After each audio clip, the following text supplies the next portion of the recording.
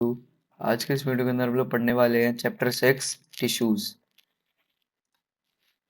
चलिए चैप्टर को स्टार्ट करते हैं। From the last chapter we recall that all living organisms are made of cells. हम लोगों ने लास्ट चैप्टर के अंदर पढ़ा है, हम लोग लास्ट चैप्टर से रिकॉल कर सकते हैं कि सारे ऑर्गेनिज्म जो जीवित ऑर्गेनिजम्स होते हैं वो सेल्स से बने होते हैं। इन unicellular organisms a single cell performs all basic functions। एक यूनिसेलुलर सिंगल सेलुलर ऑर्गेनिज्म के अंदर एक सिंगल सेल सारे बेसिक फंक्शंस जो बॉडी के अंदर होते हैं वो प्रोसेस करता है, वो उन फंक्शंस को करता है। For example in amoeba a single cell carries out movement, intake of food, gaseous exchange and excretion। Example के तौर पे अमीबा में एक सिंगल सेल होता है, सिंगल सेल ऑर्गेनिज्म होता है, वही सारे बेसिक काम अमीबा की बॉडी के करता है। जैसे कि जैसे कि उसकी बॉडी का मूवमेंट करना, इनटेक ऑफ फूड मतलब खाना, गैसियस एक्सचेंज सांस अंदर सांस बाहर वगैरह वगैरह गैसियस एक्सचेंजेस, और एंड एक्सक्रीशन करना। But in multicellular organisms, there are millions of cells. Most of these are specialized to carry out specific functions. Multicellular organisms के अंदर लाखों करोड़ों में सेल्स होते हैं और उनके अंदर से ज़्यादातर स्पेशलाइज्ड होते हैं अलग अलग फंक्शंस को करने के लिए। Each specialized functions is taken up by a different group of cells। एक स्पेशलाइज्ड फंक्शन मतलब एक स्पेशल फंक्शन एक डिफरेंट ग्रुप मतलब एक पर्टिकुलर ग्रुप ऑफ सेल्स के द्वारा किया जाता है। Since these cells carry out only a particular function, they do it very efficiently। और और ग्रुप्स के अंदर बटे हुए हैं ये सेल्स के फंक्शन, तो वो उन फंक्शंस को काफी एफिशिएंटली करते हैं। In human beings muscle cells contract and relax to cause movement. Human beings के अंदर जो मसल सेल्स होते हैं वो मसल को फुलाते हैं और रिलैक्स करते हैं, फुलाते हैं रिलैक्स करते हैं, फुलाते हैं ताकि मसल के अंदर मूवमेंट हो सके। Nerve cells carries messages, blood flows to transport oxygen, food, hormones, and waste material, and so on. In plants, vascular tissues conduct food and water from one part of the plant to other parts. So, multicellular organisms show division of labor। तो multicellular organism के अंदर जो sales होते हैं वो किसी एक labour की तरह काम करते हैं, जैसा कि आपने इन दो एग्जांपल्स में भी देखा। Cells specializing in one function cells specializing in one function are often grouped together in the body। मतलब सेल का एक साथ एक ही फंक्शन पर काम करना वो ग्रुप्ड होता है एक बॉडी के अंदर, एक साथ ग्रुप्ड होता है बॉडी के अंदर। This means that a particular function is carried out by a cluster of cells at a definite place in the body. इसका मतलब ये है कि पर्टिकुलर फंक्शन जो होता है वो क्लस्टर या फिर ग्रुप ऑफ सेल्स के द्वारा किया जाता है एक किसी डेफिनेट प्लेस के अंदर, बॉडी के अंदर। This cluster of cells called a tissue is arranged and designed to so as to give the highest possible efficiency of function। ये जो क्लस्टर ऑफ सेल्स होता है, जो ग्रुप ऑफ सेल्स होता है उसे हम लोग टिश्यू कहते हैं, जो कि काफी अच्छे तरीके से अरेंज्ड और डिजाइंड होता है ताकि वो हाईएस्ट पॉसिबल एफिशिएंसी फंक्शन की दे सके। Blood phloem and muscle are all examples of tissue. ये ब्लड फ्लोएम और मसल्स जो हैं वो टिश्यूज के एग्जांपल है। A group of cells that are similar in structure and or work together to achieve a particular function forms a tissue।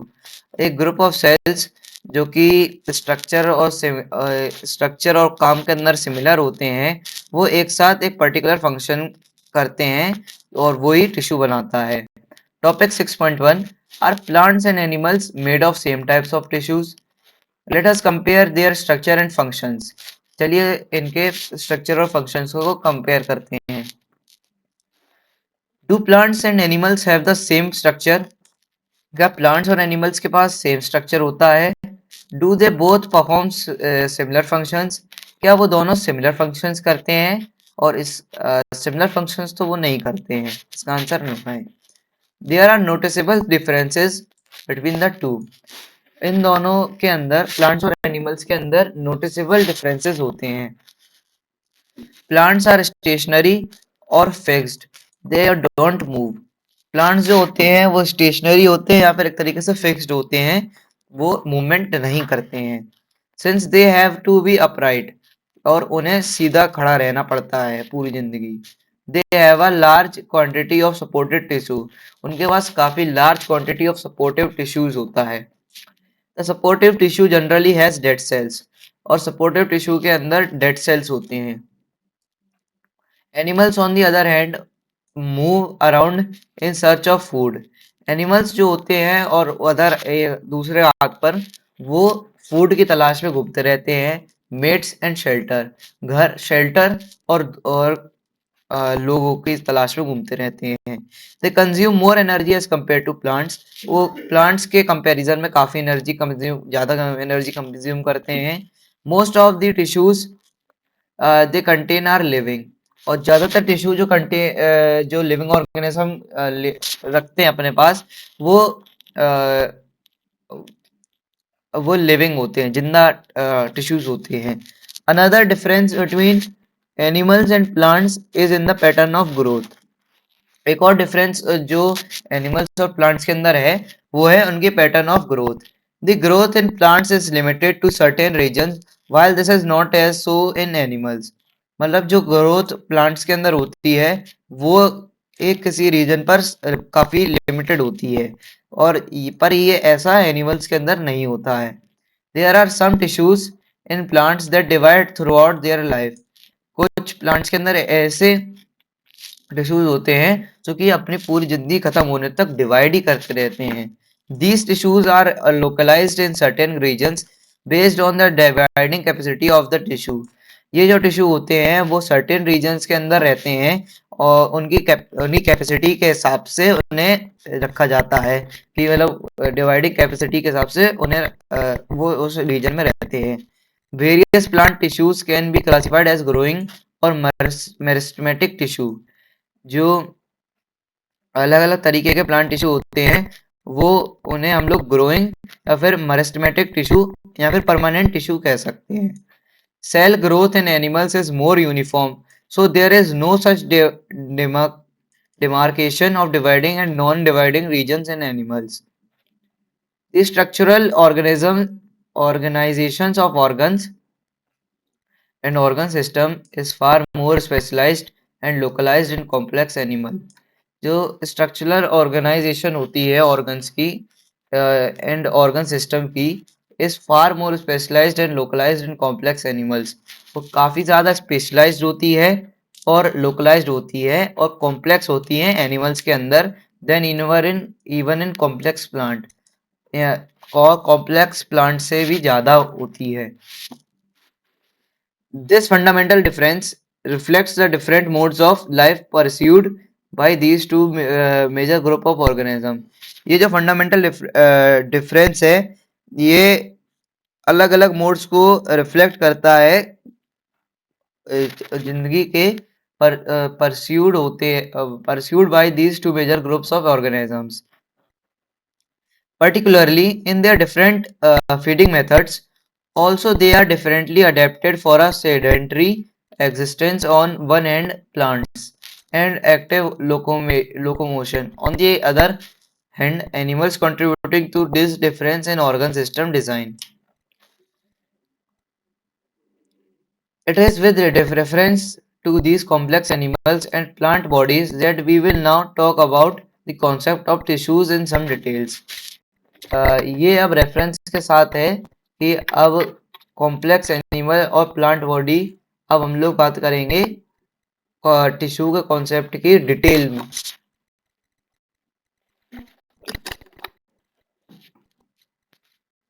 Plant tissues 6.2.1 meristematic tissues. Cells of meristematic tissues are very active.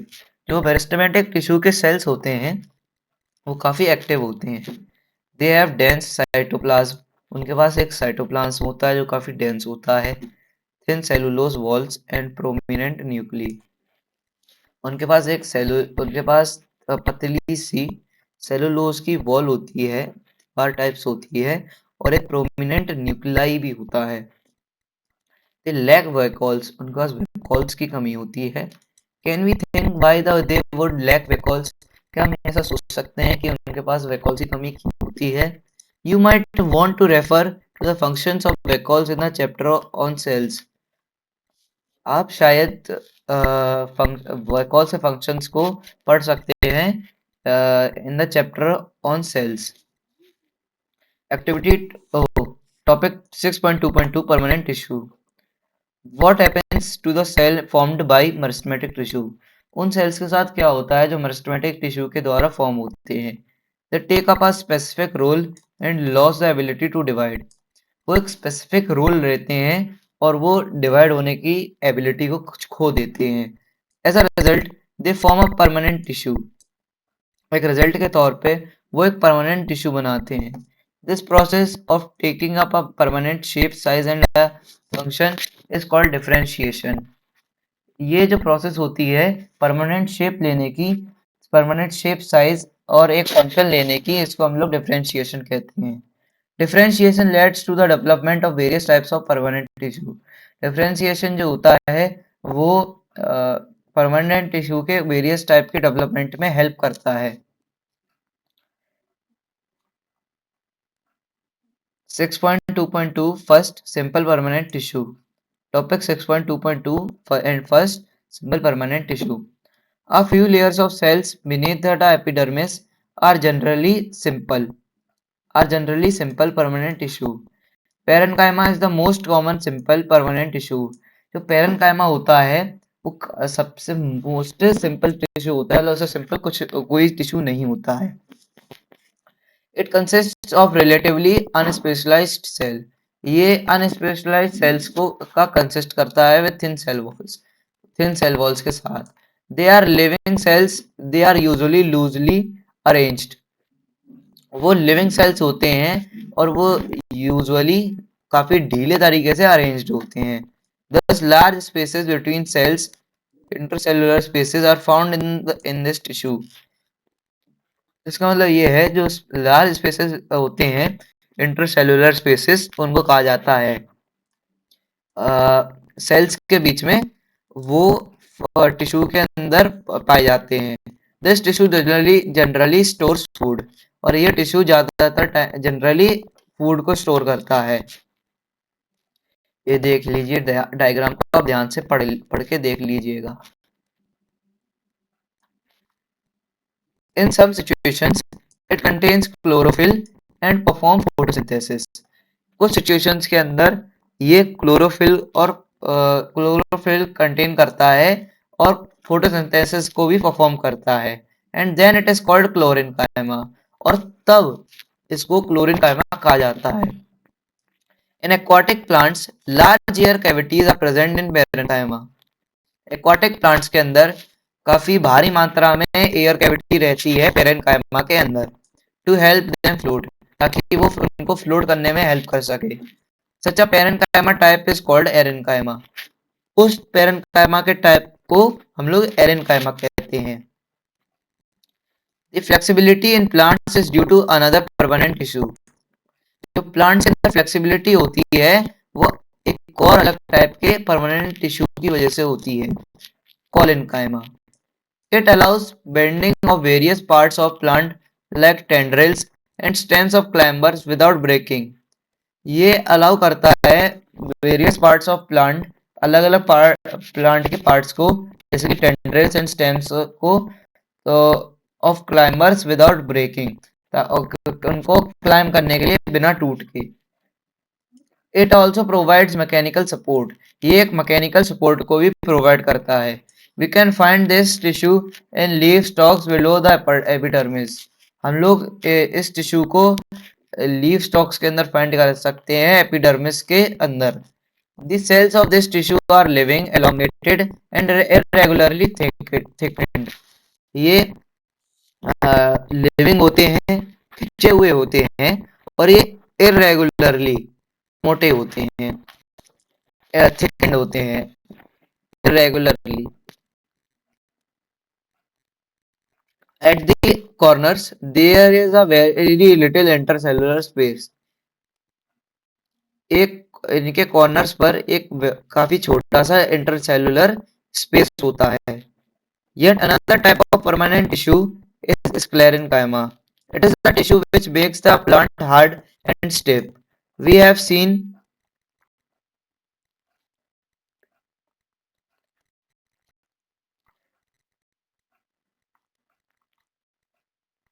we have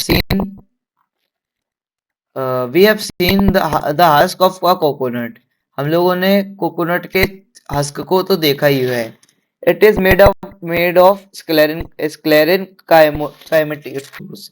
ये स्क्लेरिन काइमेटोस का बना हुआ काइमेटोस tissue का बना हुआ होता है। The cells of this tissues are dead.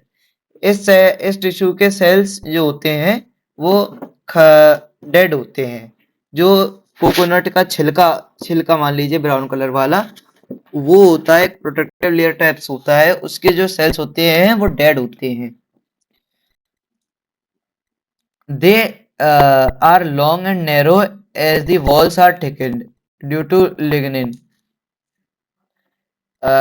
ये लंबे और नैरो होते हैं, जैसे कि बॉल्स जो होती हैं मोटी होती हैं लिग्निन की वजह से। Often these walls are so thick that there is no internal space inside the cell. कभी कभार तो ये वॉल्स जो होती हैं वो इतनी मोटी होती हैं कि बिल्कुल भी इंटरनल स्पेस नहीं बचता है उन सेल्स के अंदर। This tissue is present in stems. ये टिश्यू स्टेम्स के अंदर प्रेजेंट होता है। अराउंड वेस्कुलर बंडल्स के पास, in the veins of leaves and in the hard covering of seeds and nuts. It provides strength to the plant parts. और ये plant के पार्ट्स को स्ट्रेंथ भी प्रोवाइड करता है स्क्लेरेंकाइमा। ठीक है। What you observe in the outermost layer of cells. आप outermost layer of cells के अंदर क्या ऑब्जर्व करते हैं, जिसको हम लोग एपिडर्मिस कहते हैं, उसमें आप क्या ऑब्जर्व करते हैं। The epidermis is usually made of a single layer of cells. ये मेनली एक सिंगल लेयर ऑफ सेल का बना हुआ होता है। In some plants living in very dry habitats. कुछ प्लांट्स के अंदर living in very dry habitats, living होता है काफी सूखे हैबिटेट्स के अंदर। The epidermis may be thicker since protection against water loss is critical thin. ये जो एपिडर्मिस होता है वो मोटा भी हो सकता है, since protection against water loss is critical. क्योंकि प्रोटेक्शन जो होती है वाटर के अगेंस्ट, वो वाटर लॉस के अगेंस्ट वो काफी मुश्किल होती है। The entire surface of a plant has an outer covering epidermis. जो एंटायर सरफेस होता है एक प्लांट का, उसे वो आउटर कवरिंग होती है उसके पास, जिसको हम लोग एपिडर्मिस कहते हैं। It protects all the parts of the plant. ये प्लांट के सारे पार्ट्स को प्रोटेक्ट करता है। Epidermal cells on the aerial parts of the plant often secrete a waxy water resistant layer on their outer surface. Epidermal cells जो होते हैं aerial parts पर प्लांट के, वो एक वैक्सी पानी वाटर रेजिस्टेंट लेयर होती है उसके आउटर सरफेस पर। This This aids in protection against loss of water, mechanical injury and invasion parasitic fungi. ये इन प्रॉब्लम्स को सॉल्व करने में हेल्प करता है। Since it has a protective role to play, cells of epidermal tissue form a continuous layer without intercellular spaces.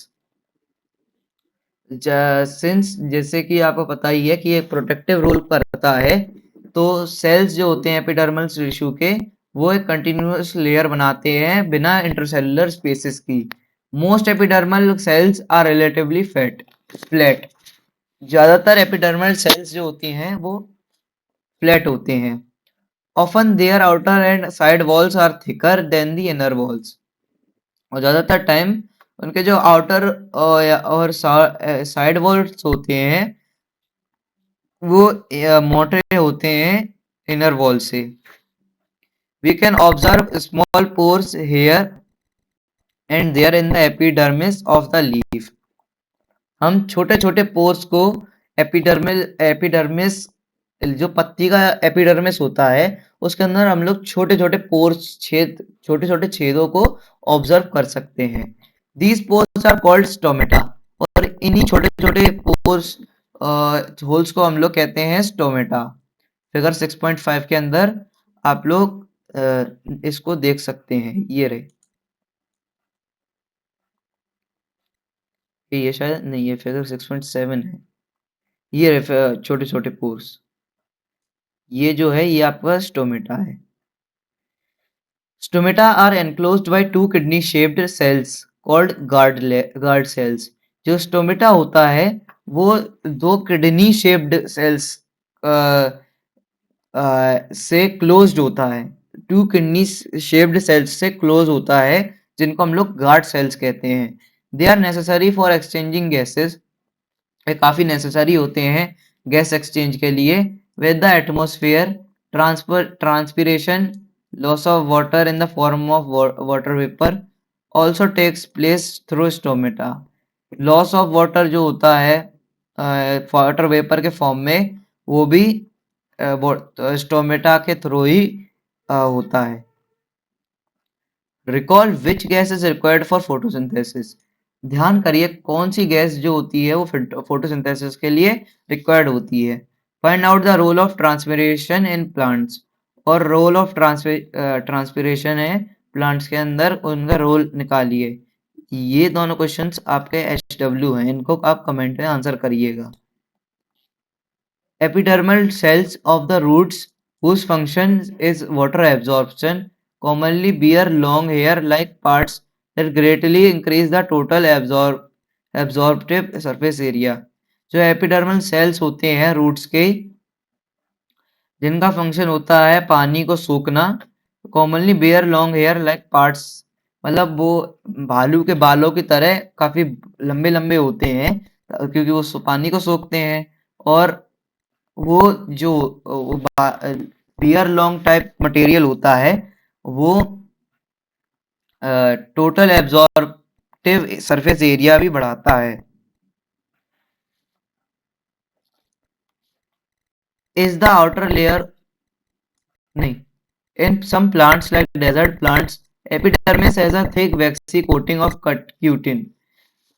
कुछ plants के अंदर जैसे कि डेजर्ट प्लांट्स जो होते हैं, जो एपिडर्मिस होता है उसके पास एक पतली सी वैक्सी कोटिंग होती है क्यूटिन की। Chemical substance with waterproof quality on its outer surface। Can we think of a reason for this? एक केमिकल सब्सटेंस होता है वाटरप्रूफ क्वालिटी के साथ उसके आउटर सरफेस पे। क्या हम सोच सकते हैं कि उसका रीजन क्या होता है? इसके लिए इसका रीजन क्या होता है? Is the outer layer of a branch of a tree different from the outer layer of a young stem? क्या जो आउटर लेयर होती है ब्रांच ट्री के ब्रांच पर, वो आउटर लेयर जो यंग स्टेम होती है, छोटी जो नई नई स्टेम होती है उसके स्टेम से अलग होती है। As plants grow older, the outer protective tissue undergoes certain changes। जैसे जैसे प्लांट्स बूढ़े होते जाते हैं, जो उसके आउटर प्रोटेक्टिव टिश्यू होता है वो थोड़े से चेंजेस करता है। A strip of secondary meristem located in the cortex forms layers of cells which constitute the cork। एक स्ट्रिप होती है, सेकेंडरी मेरिस्टेम लोकेटेड होता है जो कि कॉर्टेक्स फॉर्म्स, वो एक लेयर ऑफ सेल्स बनाता है जो कि कॉर्क को कॉन्स्टिट्यूट करता है। Cells of cork are dead and compactly arranged. जो कॉर्क के सेल्स होते हैं वो जनरली डेड होते हैं या फिर काफी कॉम्पैक्टली अरेंज्ड होते हैं। Without intercellular spaces, they also have a substance called suberin in their walls that make them impervious to gases and water. उनके पास एक सब्सटेंस होता है इसको हम लोग सुबेरिन कहते हैं उनके वॉल्स में जो जो कि उनको इम्परवियस बनाता है गैसेस और पानी से. 6.2.2 second complex permanent tissue. The different types of tissues we have discussed until now are all made of one type of cells. जो अभी तक हम लोगों ने टिश्यूज डिस्कस करे अभी तक वो अलग सेम टाइप ऑफ सेल्स के बने होते हैं जो कि अब एक जैसी लगते हैं. Such tissues are called simple permanent tissue और उन्हीं टिश्यूज को हम लोग सिंपल परमानेंट टिश्यूज भी कहते हैं. Yet another type of permanent tissue is complex tissue और अलग अलग एक और अनदर टाइप का अलग टाइप का परमानेंट टिश्यू होता है complex tissue. Complex tissues are made of more than one type of cell. जो कॉम्प्लेक्स टिश्यू होता है वो एक से ज्यादा टाइप ऑफ सेल्स का बना होता है. All the cells coordinate to perform a common function. ये सारे सेल्स एक कॉमन फंक्शन को परफॉर्म करते हैं. Xylem and phloem are examples of such complex tissues. Xylem और phloem जो होते हैं वो इन complex tissues के एग्जाम्पल हैं. They are both conducting tissues and constitute a vascular bundle. ये दोनों टिश्यूज को कंडक्ट करते हैं और एक वेस्कुलर बंडल को बनाते हैं. Vascular tissue is a distinctive feature of the plant complex plants. ये एक distinctive feature होता है complex plants का. One that has made possible their survival in the terrestrial environment. यही एक चीज है जो कि उनका सर्वाइवल में हेल्प करता है, सर्वाइवल को पॉसिबल करता है टेरेस्ट्रियल एनवायरनमेंट में. टेरेस्ट्रियल एनवायरनमेंट का मतलब है काफी घातक एनवायरनमेंट के में उनके लिए. In figure 6.3 showing a section of stem, how can you see different types of cells in the vascular bundle. Figure 6.3 के अंदर